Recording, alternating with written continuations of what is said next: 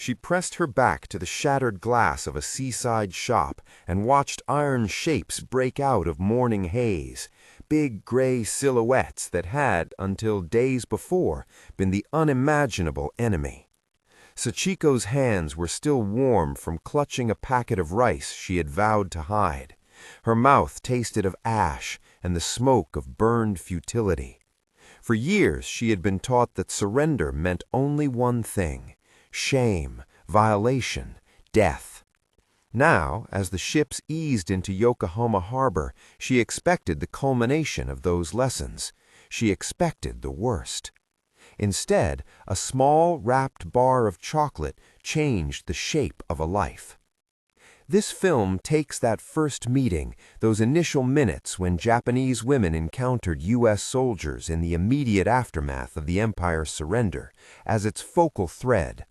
The title at the top of the frame calls them POWs, a provocative shorthand used in some modern distributions. But the historical record is more complex. In the chaotic days and weeks after August 15, 1945, many women in port towns, airfields, and damaged neighborhoods were treated variously as civilians, as detained persons, as subjects of military processing, or simply as people vulnerable to occupation authority.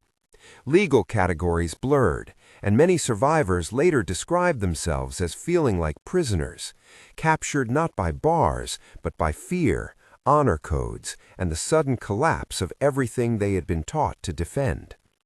Where the documentary must use the language of arrest or detention, it will do so cautiously, noting when sources differ or when names and statuses remain uncertain. If you value untold histories like this, subscribe to follow more stories. To understand why a single chocolate bar could unsettle a nation, we have to look back at how fear was built.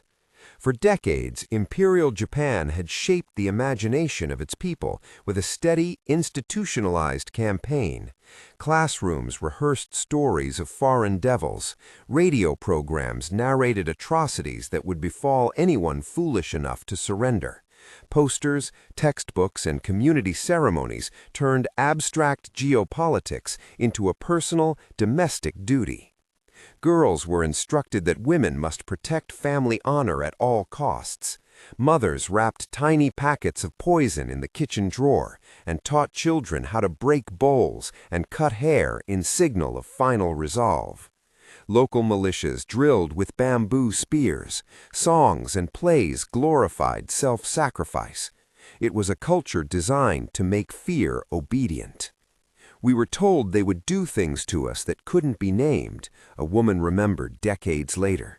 They said the only way to keep from being shamed was to die by our own hands. On-screen caption suggestion.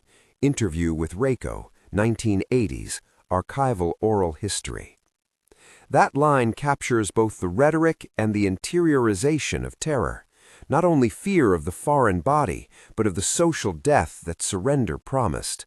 For many women, honor and survival were forced into an impossible choice: stay alive and risk being labeled corrupt, or die and preserve a communal code. Propaganda worked because it braided itself into everyday moments. Teachers praised girls who rehearsed deaths. Neighbors nodded when a woman considered hiding poison. Families discussed the proper way to resist. The state did not need to break individual spirits by force alone.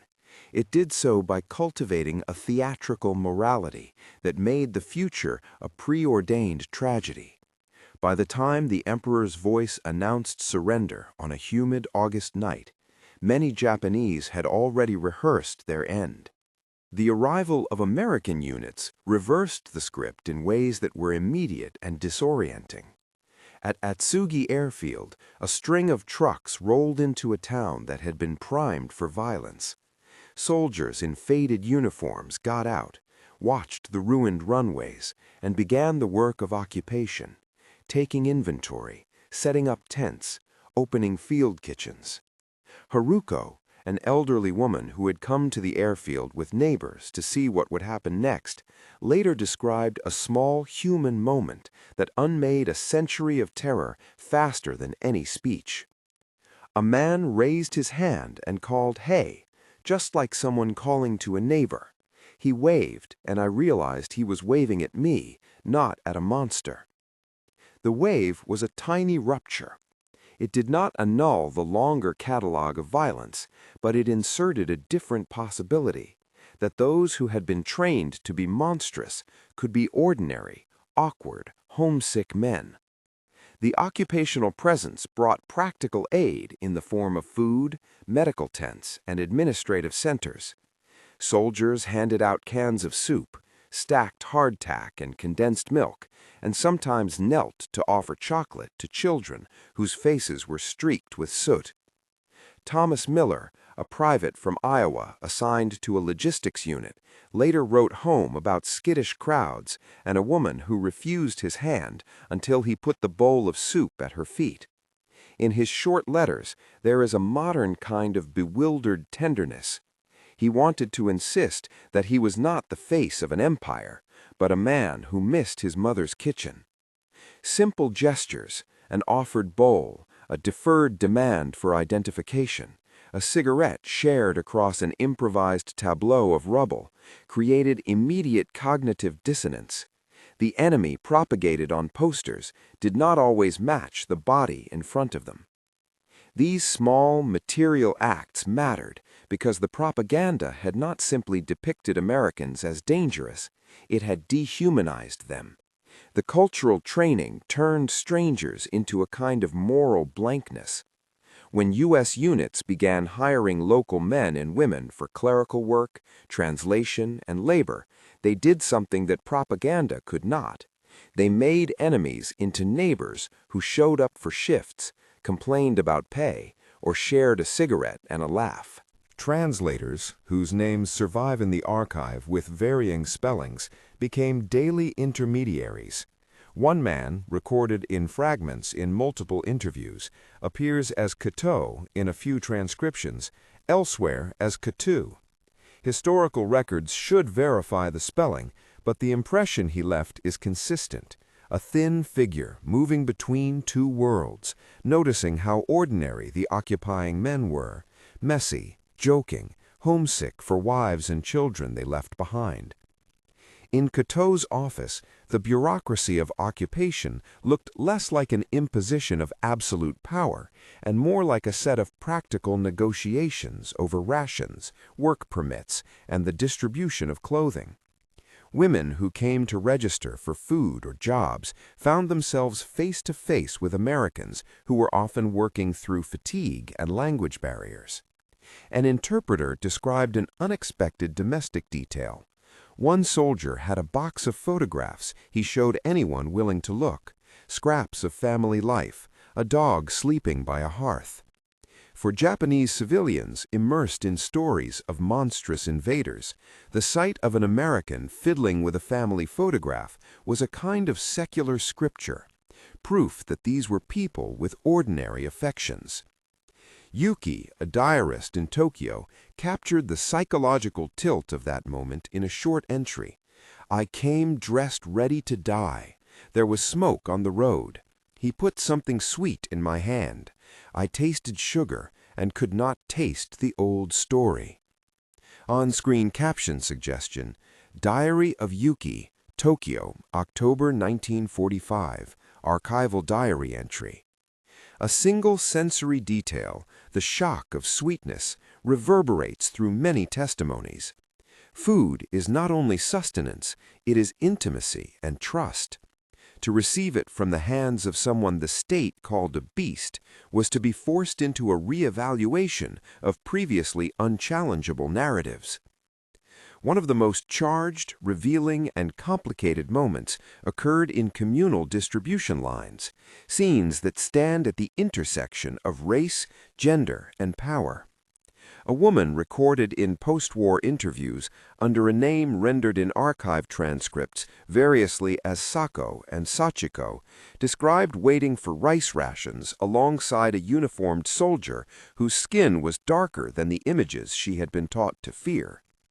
For many Japanese civilians, racialized depictions of foreign enemies were scarce and clumsy. The empire had built its racial rhetoric mostly around Western powers as a monolith. The presence of black American soldiers in uniform complicated that calculus. A simple exchange, identification, handing over a ration ticket, a terse word, could rupture the racial story they had absorbed. Everyone in line looked at him as if he were from a different world, the woman recounted. But when he bent down to see my ticket, he smiled like he was seeing my face, not a headline.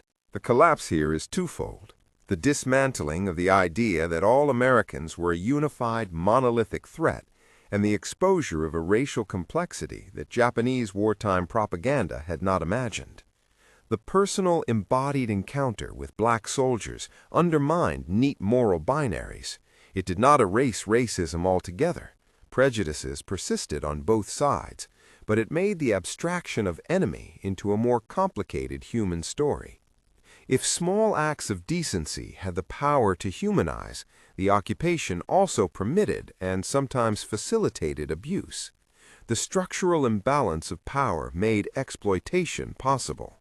There were documented incidents of sexual violence, of negotiated relationships born out of material necessity rather than affection, and of economic coercion that forced women into unequal arrangements.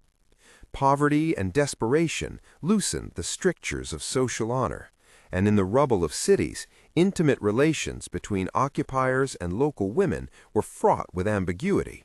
Some were tender and consensual, others were transactional or violent.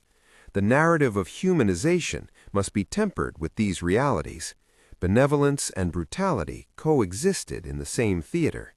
Accounts from the period also record what might be called the slow social reconfiguration that followed these first encounters. Clinics staffed by occupational medical teams treated minor illnesses and major traumas. Schools reopened with new curricula. Hiring of local women for administrative tasks created day-to-day contact that chipped away, grain by grain, at the monolithic image of the enemy. Some women found work in the kitchens attached to American facilities, serving stew to soldiers who had no pretense of grandeur.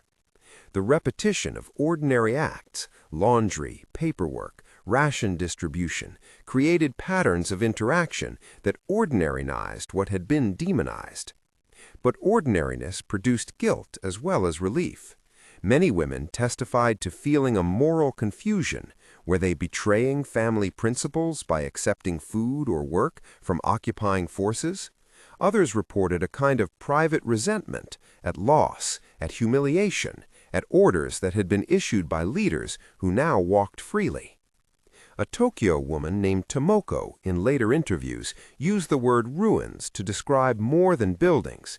They were ruins of certainties, of roles, of a script that had told her how to be a wife, a mother, a daughter. On-screen caption suggestion, Tomoko, Tomako, post-war interview, transcription uncertain. Years later, in a 1980s collection of oral histories, Reiko reflected that memory itself had become contested territory. Some wanted to forget, some could not. Reiko's memory demonstrates another key consequence of those early meetings: long-term identity transformation. For some women, the first encounter with American soldiers was the beginning of a slow, uneven reorientation toward life under occupation and reconstruction. For others, it remained a wound, an ethical dislocation that lingered as guilt or as a sense of betrayal. Collectively, these memories reframed national narratives about defeat, responsibility, and human dignity. Schools and families could not entirely re-script the personal shock of finding an enemy who laughed, who missed home, who offered a coat. At the same time, Occupation policies and local collaboration created powers that were rarely equal.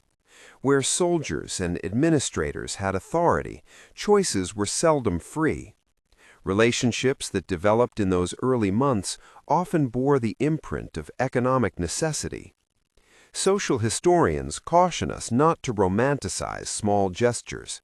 A chocolate bar could, in one life, be an instrument of human connection, and in another, the first step toward a pattern of dependence that left scars.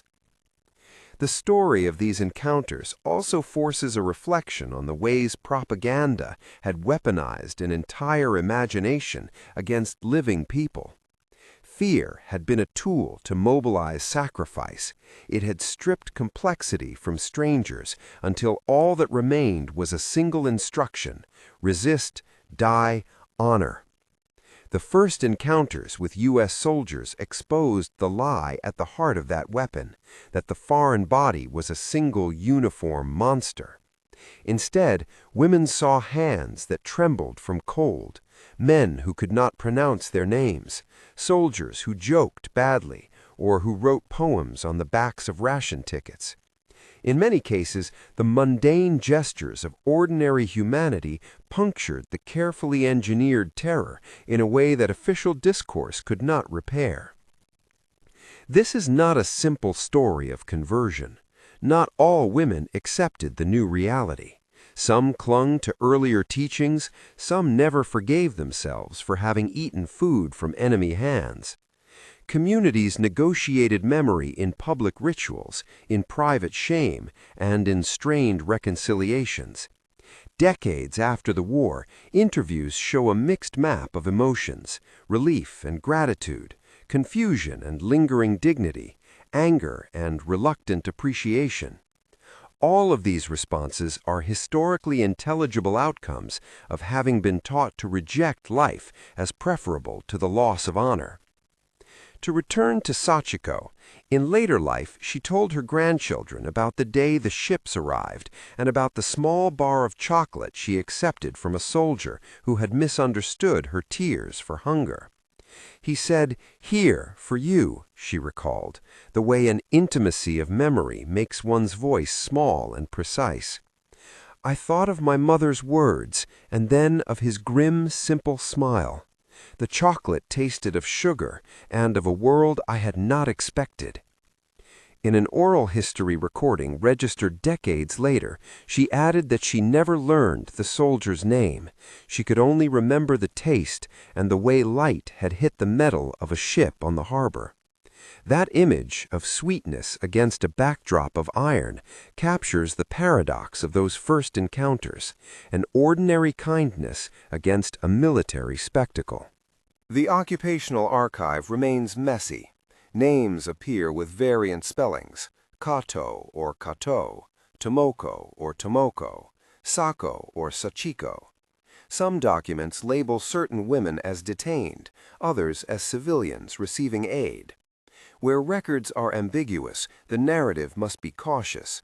Historians compiling this material have noted the need to verify spellings and legal statuses in primary sources. Viewers should consult the description for suggested archival references. On-screen caption suggestion for uncertain names. Name appears in archival transcripts with variant spellings. Verification recommended. The lasting lesson of these first hours and days is not a tidy moral about kindness conquering cruelty. It is rather a harder lesson. Fear, when institutionalized, can become a kind of social imprisoning force, more constraining in its expectations than even visible chains. Oppressors are often imagined as monsters because that makes violence simple to justify. But when people who have been reduced to caricature perform ordinary gestures, pass a bowl, offer chocolate, wash a shirt, the strategy of demonization starts to fall apart. That is why the first encounter between Japanese women and American soldiers was unforgettable, not because it was uniformly benevolent, but because it made the impossible humanly complicated. We should not let that human complication be an excuse for forgetting the very real abuses that accompanied occupation. Where power is unequal, harm follows. Our account must keep both truths together: the anecdotal acts of kindness that unsettled propaganda, and the systemic structures that allowed exploitation. Both belong in any honest retelling. In closing, think of the harbor again: iron against sky, women pressed against windows, a child's hand opening to reveal a small brown square unwrapped by shock. That single domestic object, sugar wrapped in foil, became a fulcrum. It did not convert an entire nation in an instant. It did not erase the cost of war. What it did was make visible the human faces behind the abstraction of enemy, and in doing so, it loosened, in some hearts at least, the grip of fear. Whether the women who met American soldiers in those first weeks were legally designated as prisoners, detainees, or ordinary civilians is often a matter of record and interpretation. What is clear across multiple testimonies is that the psychological condition of captivity, of being trapped by fear, duty, and social expectation, was widespread. The unforgettable first encounter was unforgettable because it broke that captivity just enough to let something new be imagined. If you'd like to explore the primary sources behind these recollections, check the description for archival links, diaries, and recommended readings, and share any family stories in the comments. These are the fragments that make history human.